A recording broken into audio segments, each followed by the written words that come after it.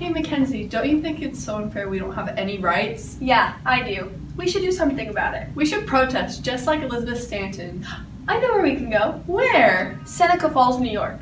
That's perfect, let's go. And if that doesn't work, we can go to Wyoming, Utah, or Colorado. So we can have our rights.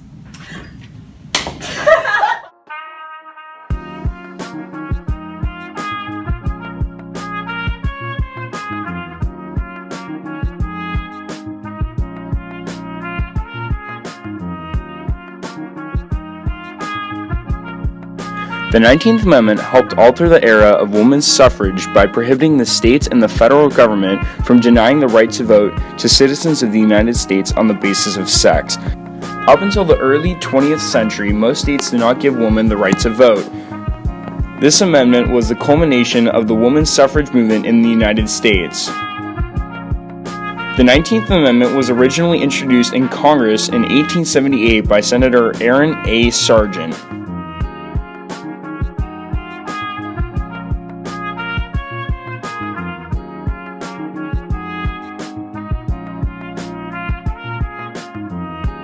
The Women's Christian Temperance Union started in 1874, and by 1890 there were 150,000 members. It was the largest organization of its time, and it embraced and pushed for women's rights to vote because there were a lot more educational opportunities and more intelligent women.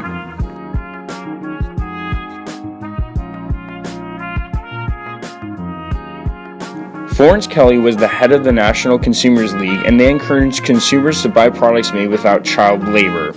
More women worked outside of the home, and they had many new job opportunities in the office place.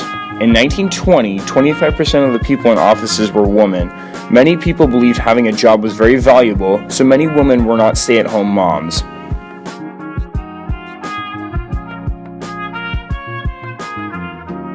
Many people saw this as a 30-year women's era. Most women were reformers and many legal changes occurred. President Woodrow Wilson spoke about being on women's side, but the Senate still had not placed their vote on the measure of change, and this led to more protests and outrage.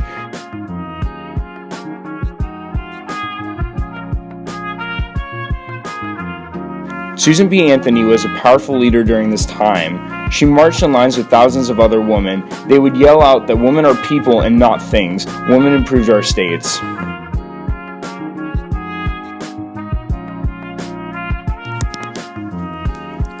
I never doubted that equal rights was the right direction. Most reforms, most problems are complicated, but to me there is nothing complicated about ordinary equality. Alice Paul.